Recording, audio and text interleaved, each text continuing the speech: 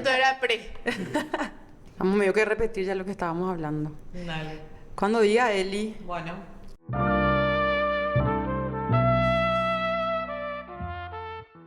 Bienvenidos a Un Peso a la Vez, el podcast que cuenta historias reales, cambios posibles y ciencia confiable sobre la obesidad.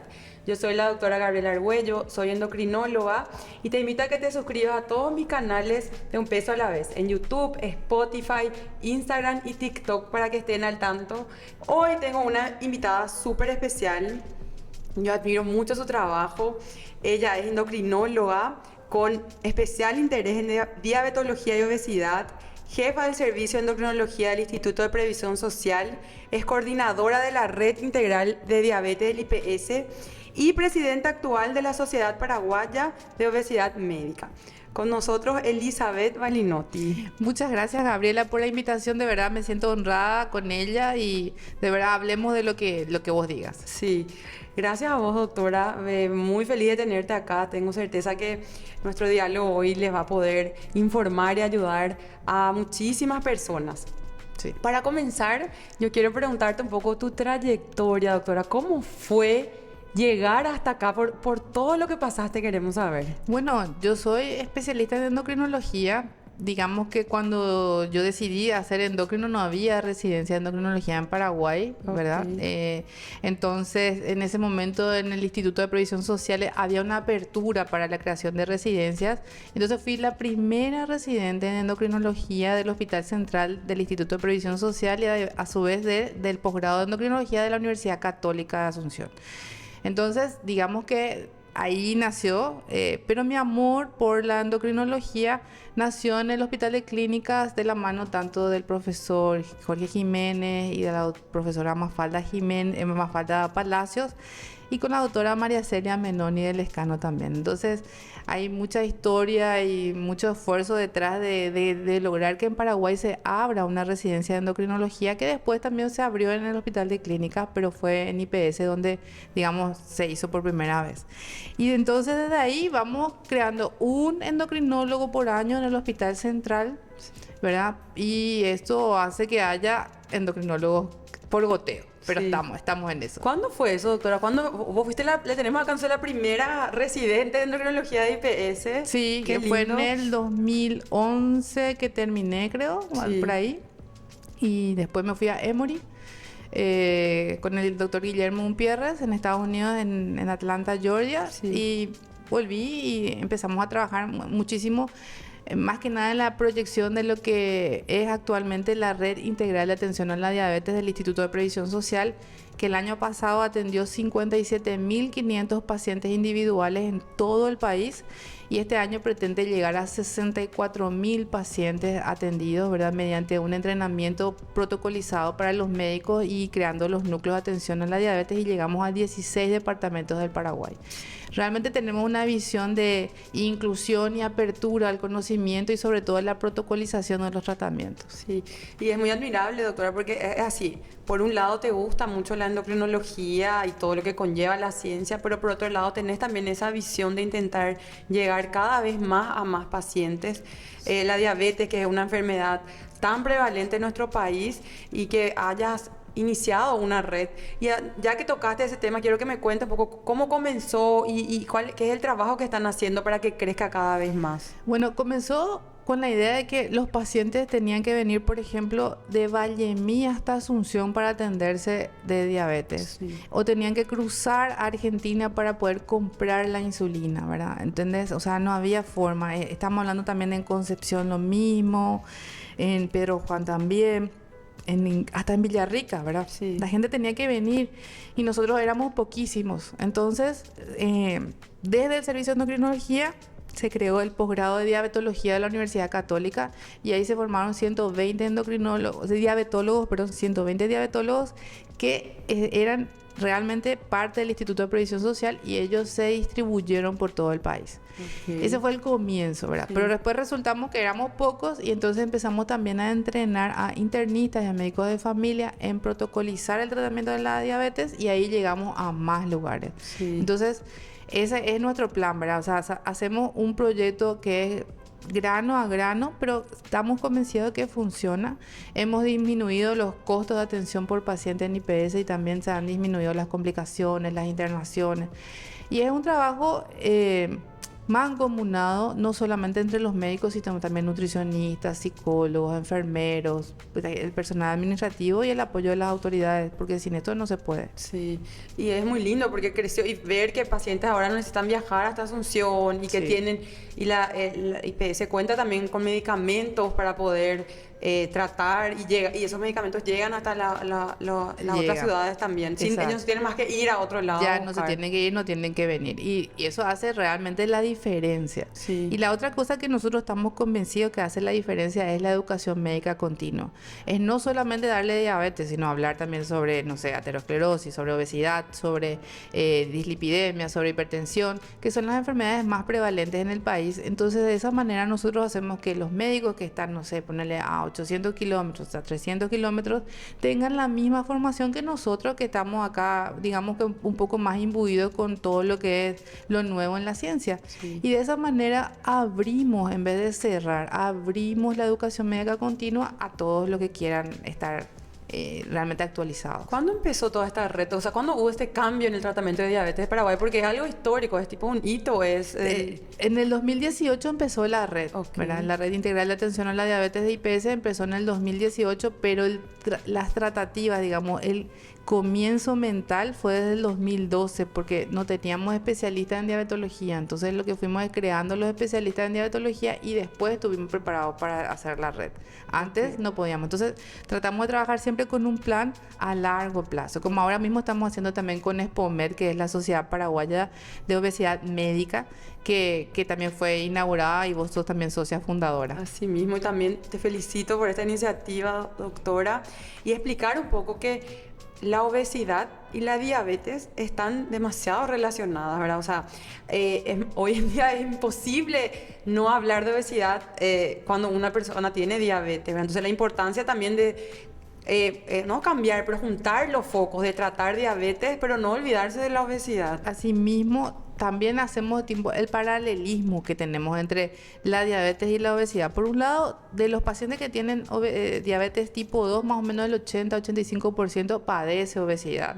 Y de los obesos, sabemos que entre 30 a 40% después con el tiempo pueden desarrollar diabetes tipo 2. Sabemos que es una enfermedad que predispone a más de 200 tipos de enfermedades extra, ¿verdad? Sí. Y hacer ese paralelismo, sobre todo en la educación médica, para nosotros es fundamental, sobre todo para desmistificar la obesidad y sacar ese concepto de que la obesidad es una enfermedad de voluntades. Sí. Es una enfermedad orgánica que necesita tratamiento crónico para siempre, ¿verdad? Y que necesita un tratamiento multidisciplinario, y además todas las demás especialidades deben estar imbuidas con esta información científica de tal manera a que no sean estigmatizados ni discriminados por su peso. Sí mismo.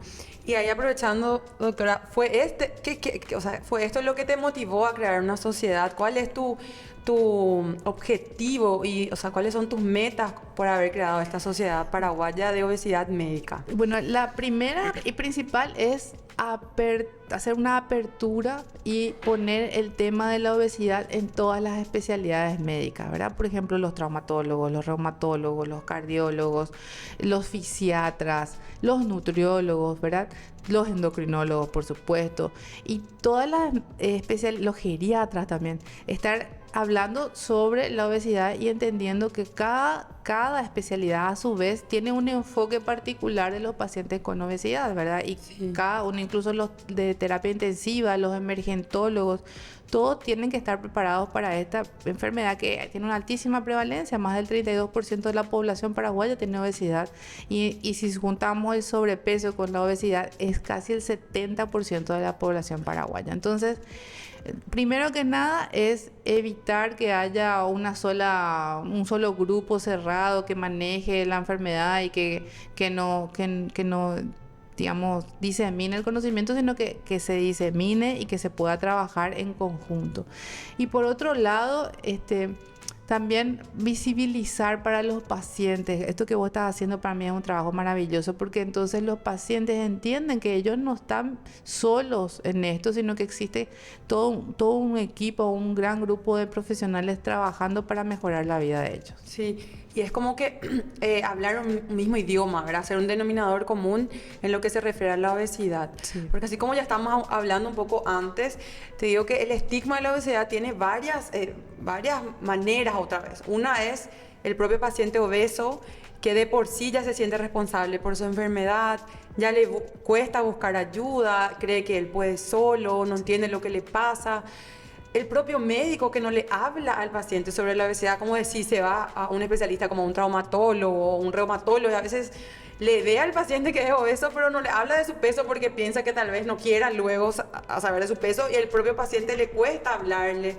Después, cuando al fin se rompen todas esas barreras y el médico al fin le habla o el paciente al fin le habla y empieza el tratamiento, el paciente pasa otra vez por un estigma de su propio tratamiento porque no es validado y porque históricamente ya se usaron tantas cosas que no funcionaron o que cayeron, porque se siguen usando muchos tratamientos milagrosos que hace que la población en sí o propios médicos mismos que no se actualizan sobre el tema crean que usar medicamentos, por ejemplo, o la propia cirugía bariátrica no es algo validado para el tratamiento de la obesidad. Sí, y eso es fundamental que entiendan los pacientes y los médicos. La cirugía bariátrica, que yo trabajo mucho con los pacientes bariátricos, es realmente una herramienta impresionante, ¿verdad? Y yo siempre veo que los médicos de otras especialidades le dicen al paciente, no te operes, eso sería lo último que tendrías que hacer porque vos podés bajar solo. Y en realidad la obesidad es una enfermedad orgánica, es una enfermedad crónica, es una enfermedad progresiva, es una enfermedad recurrente. Nadie dice que el paciente obeso no pueda bajar, lo que no puede es mantener la pérdida de peso. Y en este momento nosotros estamos en un punto de quiebre, ¿verdad? En el cual tenemos herramientas que no tuvimos antes, tanto la cirugía como drogas que funcionan y que pueden ser mantenidas de forma crónica. Y la combinación de las cosas también es interesante entender. Por ejemplo, aquel paciente que usó droga y no puede, bueno, se puede operar. Aquel que se operó porque ya su índice de masa era muy grande, tiene que usar probablemente después drogas para poder mantener su peso. Entonces, todo esto y conocer realmente el impacto que tiene la ciencia en la evolución de la enfermedad es magnífico. Sí. Y yo soy muy optimista. Yo creo que con el tiempo vamos a encontrar las drogas y el medicamento o los medicamentos que sean necesarios para que nuestra población se mantenga en un peso saludable a través de los años, yo creo. Sí, yo también, doctora, pero las estadísticas también muestran, doctora, que un alto porcentaje de pacientes de más escasos recursos sufren de obesidad. Mujeres y pacientes a escasos recursos, ¿verdad? Entonces quería preguntarte también, según tu perspectiva y toda tu experiencia que ya con esta red de diabetes, ¿cómo estamos hoy a nivel país en lo que se refiere a un tratamiento multidisciplinario de la obesidad? Yo quiero decirte que estamos un poco mal en eso, porque primero que nada no tenemos los recursos también reales, ¿verdad? Porque no hay disponibilidad de las drogas ni tampoco en el Instituto de Previsión Social ni en el Ministerio para el tratamiento de la obesidad. No está, digamos, dentro del Vademecum de las instituciones de tratamiento farmacológico. Sin embargo, sí tenemos proyectos de cirugía bariátrica tanto en el Instituto de Previsión Social como toda la red del Ministerio de Salud Pública. Sin embargo, la factibilidad de eso es para pocos pacientes porque tenemos pocos lugares, entonces la lista de espera es súper larga, ¿verdad? Pero yo soy una convencida de que ya empezamos y entonces no hay vuelta atrás. Empezamos, entonces el recorrido tiene que ser para adelante, ¿verdad? Y bueno, nos va a costar algunos años, pero lo vamos a lograr entre todos, ¿verdad? Que esté más disponible esto. Y por otro lado, yo estoy convencida de que nosotros somos pocos, los especialistas somos pocos y no estamos disponibles en todo el país, para el volumen de pacientes que existe, ¿verdad? Entonces la educación médica continua sigue siendo un pilar, digamos, para extender el tratamiento a la obesidad correcto. Y por otro lado hay que entender que nuestra sociedad misma es un poco agresiva en el sentido de que no existen lugares para que las personas hagan ejercicio, que los alimentos más saludables no son de bajo costo, sino son de difícil acceso.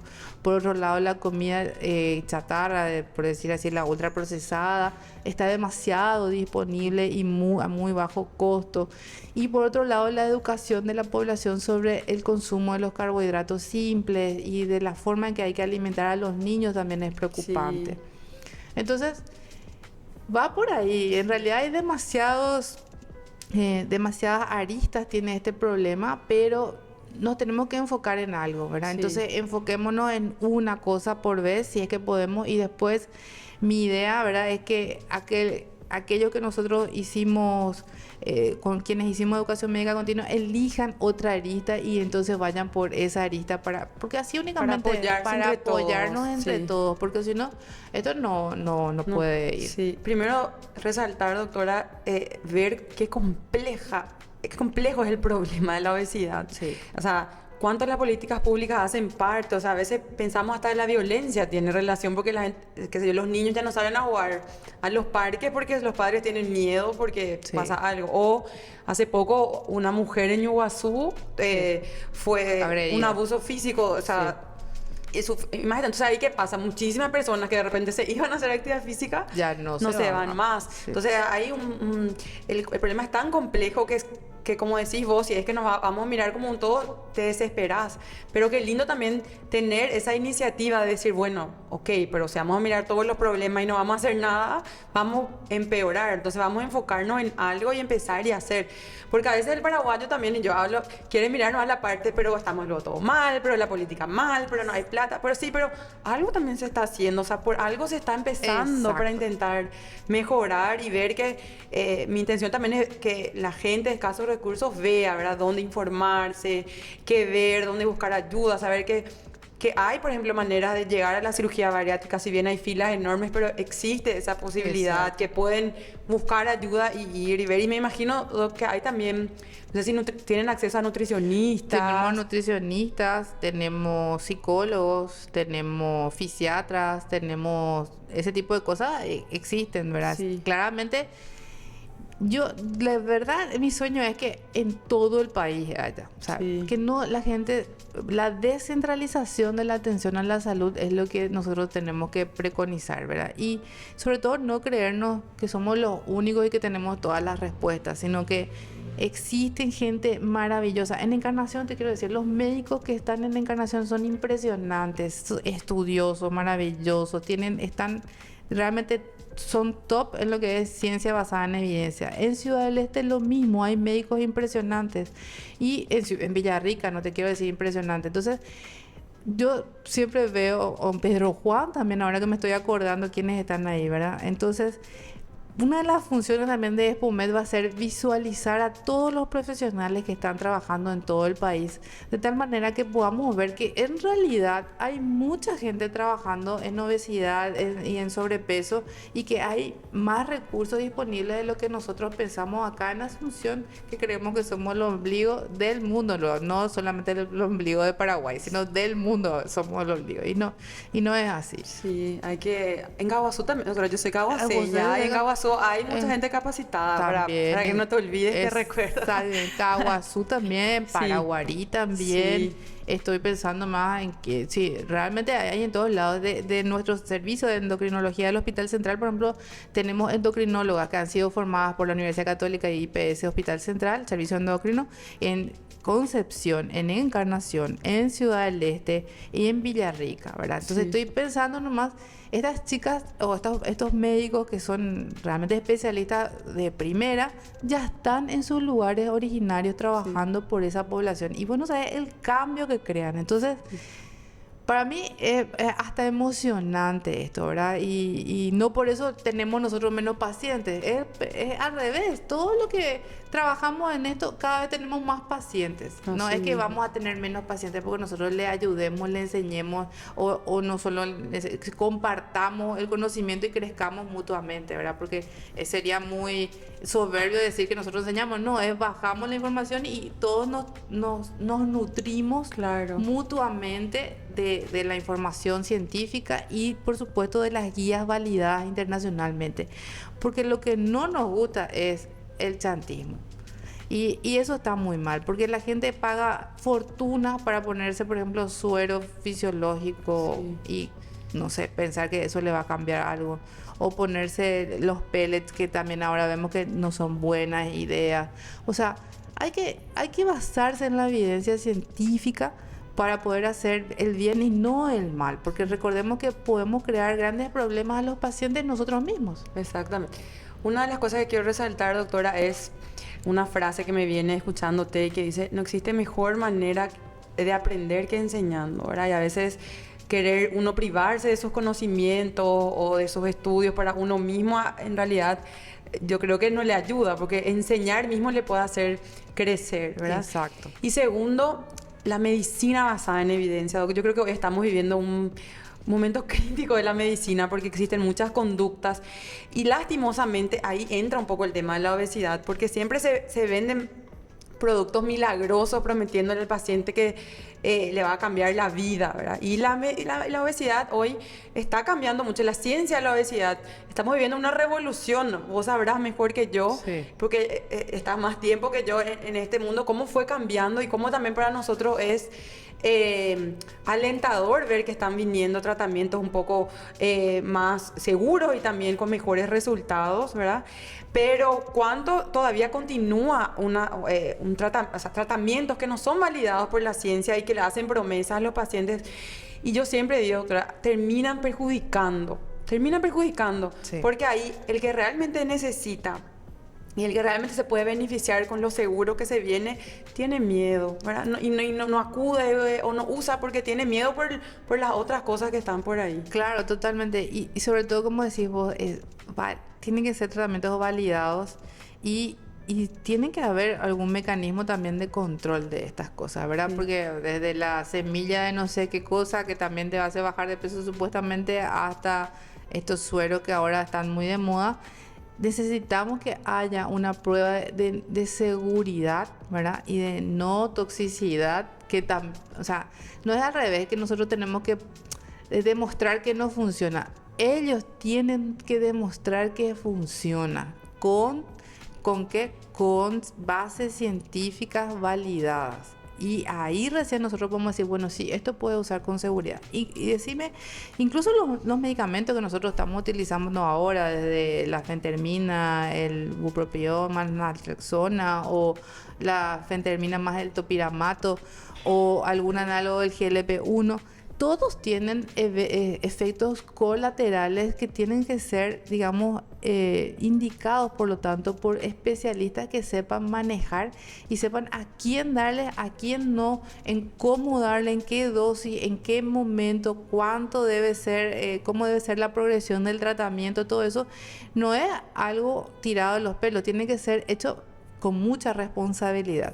Por lo tanto, para mí es fundamental que todos estemos hablando el mismo idioma y que no le hagamos caso a las propagandas que hay en cantidad. Hace poco me enteré que hay incluso algo así como sueros en los casamientos. Es decir, un servicio raro. Bueno, entonces yo digo, ¿será que eso está validado para, o sea, clavarse donde vos... Doctora, en un casamiento le ponen suero a la gente? Sí. No te puedo creer.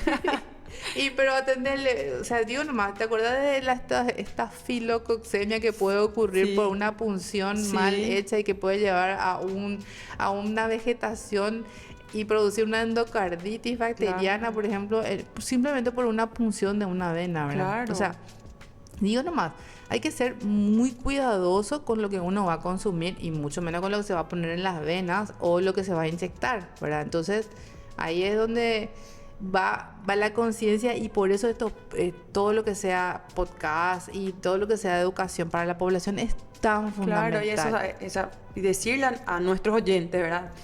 Primero, si tenés sobrepeso o obesidad, rompe las barreras y busca ayuda. O sea, busca ayuda, no tengas miedo. Segundo, si vas a buscar ayuda, certificate de que el médico que te va a atender tenga una preparación y que te lleve por un camino validado por la Seguro. ciencia. Sí, sí, bien, porque ahí también es un desafío tratar la obesidad, ¿verdad? Hoy todavía queremos fenotipicar, queremos ser exactos, pero todavía no se puede. Hay pacientes que responden mejor, otros no. Entonces entender también que a veces por más que te vaya a un médico certificado, él va a intentar junto con el paciente encontrar su mejor camino, pero por lo menos sabe qué hace el medicamento, por cuánto tiempo, cuáles son sus efectos laterales, si pasa esto, cómo sobrellevar, ¿verdad? Así. De que de repente buscar soluciones mágicas o soluciones sin validación científica, que si se presenta una complicación, la persona que te indicó no va a saber cómo lidiar y vas a terminar otra vez buscando médicos que tienen la preparación para poder ayudarte, y qué importante es entender eso. Así mismo, y sobre todo, como decís vos, buscar fuentes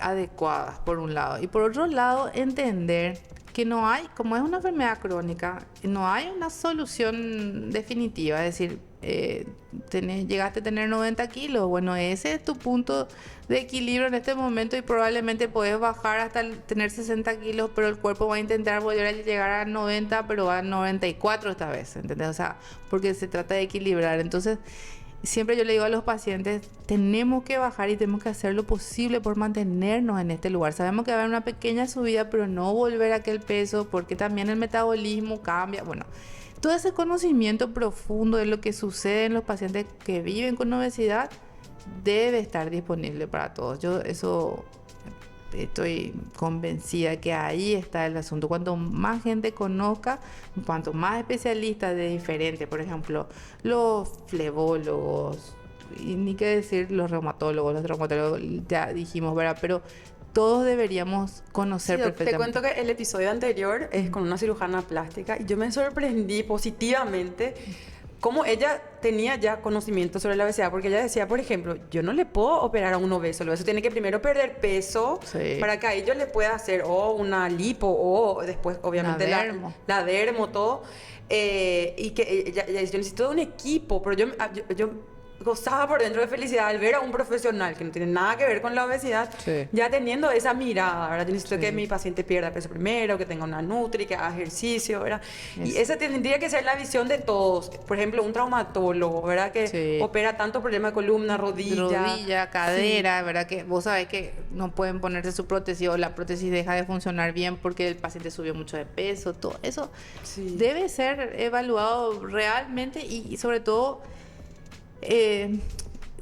animarle al paciente, como bien decir, a que busque ayuda. Sí. Y que no es tan sencillo como parece. Sí, no, son muchas barreras, pero estamos acá, doctora, yo te apoyo en tu lucha. Sí.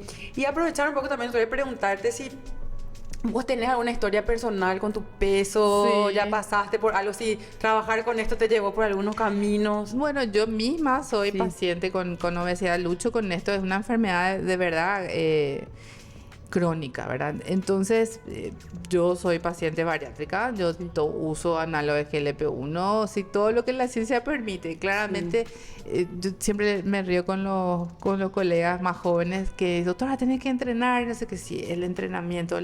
Vos sabés que existen unos genes que están como adheridos, los del sedentarismo con los de la obesidad, y que nosotros, los obesos, no disfrutamos del ejercicio. Sí. Lo tenemos que hacer porque sabemos que está bien, pero no por el disfrute que le crea a otra gente una secreción de dopamina. Yo digo, ¿cómo es lo que ha de ser esa secreción de dopamina? Porque no funciona. Sí. O sea, pero te digo, por eso cada caso es particular y entender desde ese punto a los pacientes a mí realmente me gusta. Y por otro lado, decir que es una lucha constante, o sea, no es que uno logra controlar esto así nomás. Sí. Existen varios mecanismos fisiológicos y también los psicológicos, los sociales. Yo trabajo más de 60 horas a la semana y sí, a veces digo, ¿para qué es lo que trabajo tanto, verdad? Pero creo que es así. Y otra historia que les cuento a los pacientes es que a nosotros los gorditos nos debe todo, la humanidad nos debe todo, porque gracias a nosotros sobrevivieron a pandemia, a hambruna, a sequías, y entonces nosotros teníamos la guardia de grasa. Y después nosotros no queríamos andar así como nómadas por el desierto, entonces creamos las ciudades, creamos la agricultura y la ganadería, así que al peor se enojan con nosotros o no nos quieren, porque en realidad la humanidad nos debe todo. Y de hecho por eso es que tanta genética para la obesidad y sobrepeso, ¿verdad? Cuando hay una cantidad importante de calorías disponibles, nosotros los que tenemos la genética para desarrollar la enfermedad, en realidad estamos juntando grasa para cuando haya una sequía. Sí. O sea, en el fondo así evolutivamente es así. Vino de eso, sí, ahí está, pero lo bueno de antes es que realmente había una sequía, entonces ahí vos perdías todo otra vez. Ahora no, ahora cada vez hay más y más. Pero la otra cosa es, nadie vivía por encima de los 40 años, entonces la selección natural no pudo trabajar para sacar estos genes. ¿Por qué? Porque ya se reproducían teniendo estos genes y no vivían más. Sí. Entonces no vivían las complicaciones de la obesidad. Ni llegaban a saber. Entonces, digamos que la selección natural no tuvo tiempo de seleccionarnos, o sea, de eliminarnos a nosotros. No lo pudo hacer. Entonces fue beneficioso, pero tiene sus bemoles. Sí. Yo estoy convencida que dentro de poco, porque ahora mismo ya se está haciendo la edición genética, ¿verdad? Sí. Para diferentes enfermedades. Va a llegar un momento, no sé, dentro de 100 años o mucho menos, en que vamos a poder editar estos genes, o sea, vamos a poder identificar así, bueno, estos genes son, vamos a editar esto, porque hay, por ejemplo, una sola variación genética de un gen X, que si vos tenés presente, tenés 17 kilos más que el resto de la población, imagínate. Entonces, hay mucha carga que está muy por encima también de las cuestiones civilizatorias, ¿verdad? Entonces, es complejo, pero tenemos que ser optimistas porque tarde o temprano vamos a tener la solución. Sí, doctora, ¿y no te gusta hacer ejercicio? Entonces todo eso se me quedó, ¿te cuesta? Sí, es una cosa que, por no usar una palabra muy grande, es muy dificultoso para mí.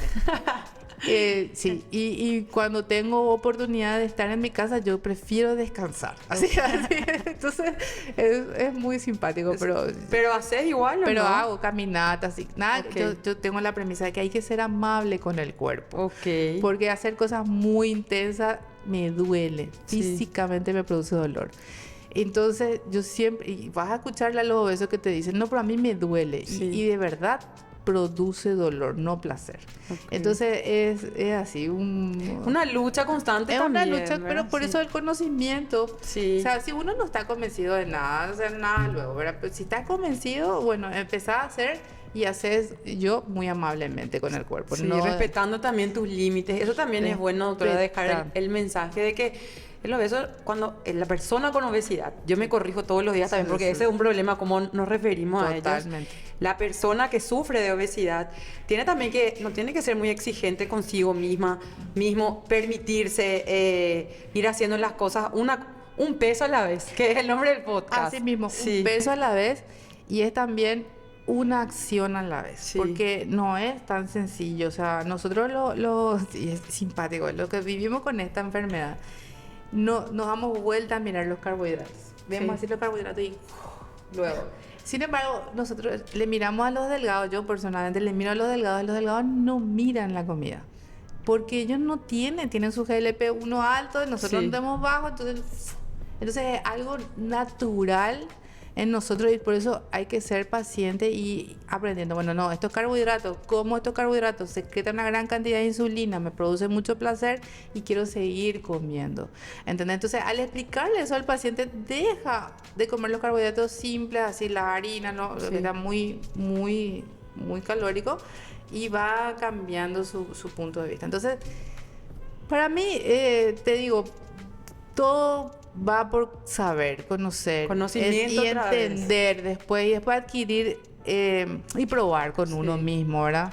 Me hace acordar de dos cosas que yo ya aprendí acá en el podcast. Una de ellas, el episodio con el doctor Musi, dice que su conocimiento le ayudó a mantener su peso, o sea, llenarse de información. O sea, que la persona que quiere perder y mantener peso también se tiene que involucrar y leer y escuchar podcasts y escuchar otros testimonios para entender y con la información luchar contra este proceso. Así mismo. Y uno de los episodios que grabé hoy fue con el doctor Miguel Servín, que es un médico especialista en deporte, ¿verdad? Entonces hablamos mucho de lo complejo que es hacer actividad física.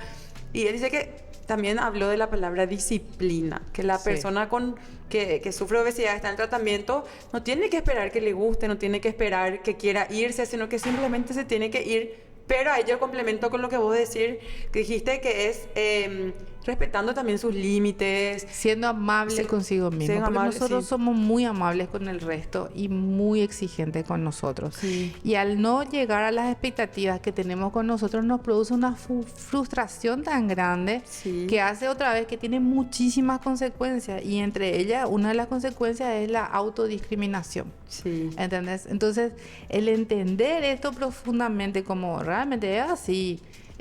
Tengo que caminar, me voy a ir a caminar, pero no me voy a hacer CrossFit. Sí. ¿Entendés? Tengo 96 kilos y me voy a hacer CrossFit, destruyo mis articulaciones, destruyo mi espalda. Lo otro, paciente bariátrico bajo 50 kilos no se puede hacer un HIIT ahora mismo. ¿Por qué? Porque la grasa también de alguna manera como que sostiene la columna. Entonces lo que tengo que hacer es fortalecer mis músculos con ejercicios adecuados, no tan intensos al principio, y cuando ya tenga toda la musculatura fortalecida, ahí empezar a hacer otro tipo de ejercicios mucho más intensos, ¿verdad? Porque hay que entender que a veces los pacientes saltan esto y salen con alguna lesión que después no le permite hacer ejercicio a lo largo de la vida. O sea, y también una vez más resaltar la importancia de buscar ayuda profesional, porque a veces una lesión también es el comienzo de muchos problemas, porque ahí justo la actividad física le estaba ayudando en su proceso, ahí tuvo que dejar ahí solo dieta. Y tengo esos pacientes, yo los veo todos los días. Doctora, yo bajé 14 kilos, pero ocurre que en el gimnasio se me rompió el ligamento cruzado. En el gimnasio, ¿cómo se te rompió el ligamento cruzado? O sea, ¿qué tipo de ejercicio tuviste que estar haciendo después de llevar 40 años sin hacer ejercicio para que esté en el gimnasio? Entonces, eso es porque no estaba con algún profesional que le ayude a hacer paulatinamente este tipo de ejercicio, ¿verdad?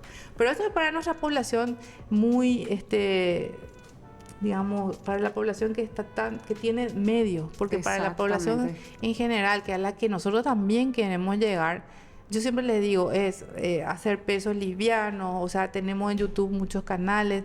Lo ideal sería que también podamos hacer con tu podcast algunos ejercicios, mostrarle a la gente, ¿verdad? Porque estar disponible realmente, esta información es muy importante. Y con lo que tenemos hoy, con las herramientas que tenemos hoy, ¿qué mensajes le podemos pasar a ese público, al público que tiene escasos recursos o que de repente, así como vos, que trabaja mucho, que no tiene tiempo, porque a veces tiene que agarrar un colectivo que le demora 1 hora para ir a su trabajo, después 1 hora para volver, que tiene más acceso a ultraprocesados y no a alimentos? O sea, ¿qué mensaje vos le pasarías para iniciar así un cambio, empezar a cuidarse más? Y fundamental es entender que ese concepto de ser amable con uno mismo, que cuando comemos los ultraprocesados le estamos agrediendo a nuestro cuerpo. Es una agresión, aunque no se sienta en ese momento como una agresión, y que ese proceso inflamatorio que vamos creando comiendo mal despierta muchísimas enfermedades. Entonces, hagamos una cosa, dejemos, por ejemplo, los líquidos calóricos, es decir, las gaseosas con azúcar. Ese paso va a ser una cosa fundamental luego en todas las familias, ¿verdad? Dejemos la gaseosa y dejemos los jugos con azúcar. Vos sabés que eso nomás puede hacer que esa familia baje 4 kilos cada uno de ellos. Sin duda, y yo me fui una vez a un almacén de un barrio de Jardín. ¿Tenés alguna gaseosa sin azúcar? No, acá todo con azúcar, no se vende casi sin azúcar. O sea, entonces, viste, es que toda esa población, el barrio entero, solamente consumía gaseosa con azúcar. No debería luego ahora, pero digo, si podríamos elegir, tendría que ser. Entonces, esas pequeñas cosas. Y ahí pueden cambiar por agua, ¿verdad? Pueden cambiar que es algo que no es caro, o que de repente tienen en su casa. Agua, y ponerle un poquito de... Porque no quieren tomar agua. Esa es mi lucha. Entonces le ponen un poco de limón, hace un té de manzanilla, le pone hielo, le pone limón. Es riquísimo.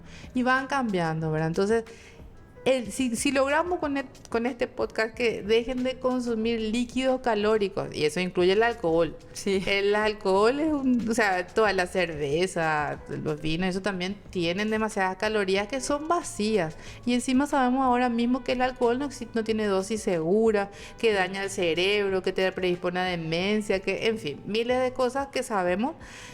Entonces, para mí, hoy, así, un mensaje común y silvestre y bueno y sencillo es dejar de consumir líquidos que tengan calorías. Está bien. Entonces, no estás escuchando a alguien que está diciendo, ay, pero ellas lo hablan desde un lugar de privilegio, que se van al gimnasio, que usan medicamentos, que es cirugía bariátrica. Yo no puedo nada de eso. ¿Qué es lo que voy a hacer? No, pues yo no puedo hacer nada. Sí puedes hacer. Deja de consumir bebidas azucaradas. Y yo te voy a complementar. Bájate una cuadra antes de tu colectivo y camina una cuadra a tu trabajo. Y subite una cuadra después. Y cada día aumenta tus cuadras. De repente no te va a sacar 5 minutos y te va a ayudar a ejercer. O sea, donde quiero llegar es que también existe alguito que hacer, por más de que de repente no tengas recursos o no puedas llegar. Y claro, de repente si estás con una obesidad más avanzada, llegar también al Instituto de Previsión Social, por ejemplo, doctora, ¿verdad? Pedir ayuda, entrar en la fila, no perder las esperanzas también. Así mismo. Y lo otro que les quiero decir, que a mí me preocupa mucho, es que la gente cree que es imposible. No es así. Te vas al hospital central, por ejemplo, al servicio de endocrino, y ahí sacas el turno. Lo más que te damos de turno es 15 días. O sea, en Europa el turno para endocrinología es de hasta 6 meses. O sea, vamos no es que es un problema solo de Paraguay, en todo el mundo existe eso. Entonces, y nosotros somos anárquicos, queremos todo ya y sin fila, sin cola. Entonces es irse, buscar nomás los mecanismos institucionales y vas a encontrar profesionales de altísimo nivel y con muchísima voluntad de ayudar. Sí. Entonces quedan esos mensajes. Y ¿cuáles todavía crees que son tus desafíos así en todos los, tanto en IPS o en la sociedad, que podemos ir intentando mejorar nosotros mismos como profesionales y la población? Yo soy muy optimista. De verdad tengo fe en toda la generación de endocrinólogos y especialistas nuevos. Creo que el país va a ir mejorando. Paraguay tiene demasiado potencial y que esto va a ir mejorando, pero sí son realmente desafíos hacer que tengamos ese amor propio y la fe en nosotros mismos. Y eso es lo que yo trato de inculcar en todos los que se me acercan. Es que somos capaces, de hecho lo hemos demostrado en infinidad de veces, y que cada vez más la apertura y el corazón abierto a nuevos conocimientos y a compartir los conocimientos es es la llave y la clave para el éxito de nuestra salud pública y la salud personal de cada persona. Yo personalmente, doctora, me quedo con esa frase, abrir y compartir conocimiento para que juntos luchemos contra la obesidad. O sea, entender que necesitamos expandir más, educar más, todos, profesionales y pacientes, y luchar con todas las herramientas que tenemos y no también. Me encanta tu optimismo, doctora. A mí todo me está poniendo... Porque a veces yo cuando hablo de obesidad y cuando empiezo a hablar de tratamiento y todo, es como que a veces te bajonea un poco, ¿verdad? Por su complejidad. Pero una parte de luchar contra el estigma es justamente ser optimista y mostrarle también a los pacientes que hay un camino, que no es todo difícil y que no se puede. Y que pequeñas cosas hacen la diferencia. Así es que, doctora, yo te agradezco muchísimo por estar acá. Yo tengo certeza que con nuestro mensaje y con tu mensaje y tu enseñanza hoy le vamos a ayudar a mucha gente. Pero es también todo un granito de arena, todo lo que ya estás haciendo. Así es que te felicito por tu trabajo y muchas gracias. Gracias a vos, Gabriela, por la oportunidad. Y sigamos trabajando. Te animo a que trabajemos juntas en Expomed y hagamos de esto, que es un sueño, que la población conozca más y que cada vez baje más la prevalencia de sobrepeso y obesidad en Paraguay, que se haga realidad, ¿verdad? Y eso solamente es trabajando todos codo a codo. Muchas gracias. Gracias a vos. Y bueno, les vuelvo a invitar a que se suscriban a todos mis canales para seguir viendo todos los capítulos y nos vemos en el próximo episodio.